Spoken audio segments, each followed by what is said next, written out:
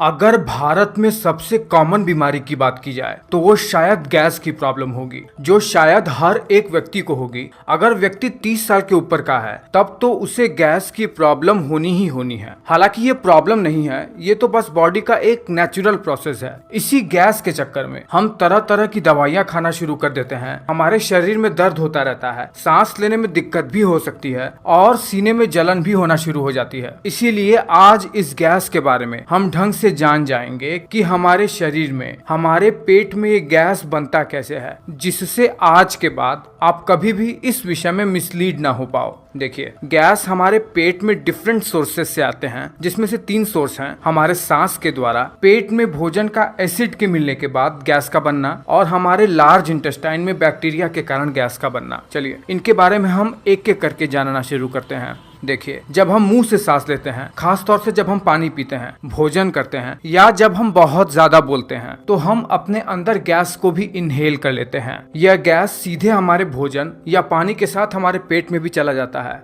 और इस तरीके से ये गैस सीधे हमारे भोजन या पानी के साथ हमारे पेट में भी चला जाता है। देखिए, गट में बनने वाली गैस मुख्यतः 5 प्रकार की होती है: oxygen, hydrogen, nitrogen, carbon dioxide और मीथेन। नाइट्रोजन और ऑक्सीजन हमारे सांस के जरिए पेट में आते हैं। कार्बन डाइऑक्साइड हमारे पेट में हमारे खून के डिफ्यूजन के थ्रू स्टमक में आ जाते हैं। हाइड्रोजन भोजन और पानी के पाचन से, और मीथेन बैक्टीरिया के हमारे भोजन के साथ क्रिया करने से बनता है। हालांकि और भी कुछ गैसेस हैं, लेकिन वो 1% से भी कम होती हैं, जो कि हमारे गैस में बदबू लाते हैं।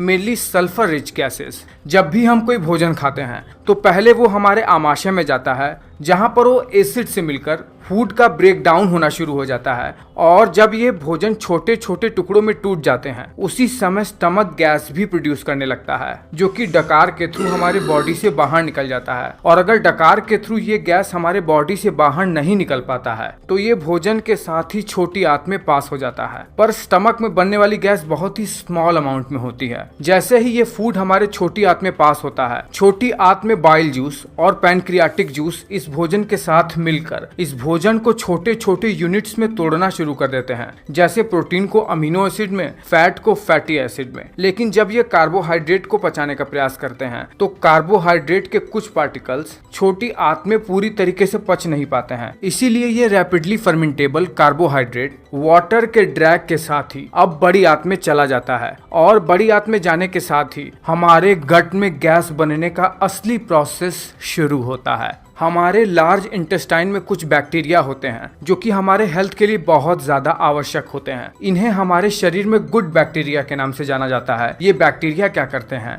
जैसे ही स्मॉल इंटेस्टाइन से बड़ी आंत में ये कार्बोहाइड्रेट आते हैं, ये इस कार्बोहाइड्रेट को फर्मेंट करना शुरू कर देते हैं, ताकि ये बड़ी आंत में अब्सॉर्ब हो जाएं और शरीर को हमारे खाए हुए भोजन से पूरी तरीके से पोषण मिल सके। जब ये बैक्टीरिया इन कार्बोहाइड्रेट को फर्मेंट करते हैं, तब यह गैस भी प्रोड्यूस करने लगते हैं, और यही वो मेजर गैस होती है जिसे हम गैस के प्रॉब्लम के नाम से जानते हैं। यह बैक्टीरिया हमारे हेल्थ के लिए बहुत ज्यादा जरूरी होते हैं। यह विटामिन बी और विटामिन के का निर्माण हमारे कोलन में करते हैं। जब बैक्टीरिया द्वारा प्रोड्यूस की हुई यही गैस हमारी बड़ी आंत में बहुत ज्यादा मात्रा में हो जाती है, और हमारे खाए हुए भोजन से पानी भी हमारी बड़ी आंत में इकट्ठा हो जाता है, तो ये हमारी बड़ी आंत को फुला देते हैं। और यही फूला हुआ लार्ज इंटेस्टाइन हमें पेट में दर्द सा महसूस करवाता है, या हमें इरिटेशन सा महसूस करवाता है। लार्ज इंटेस्टाइन में बनी हुई यही गैस हमारे एनस से बाहर निकल जाती है, जिसे हम फ्लैटुलेंस के नाम से जानते हैं, या हिंदी में अपान वायु। और आमाशय में बनने वाली गैस डकार के थ्रू हमारे शरीर से बाहर निकल जाती है।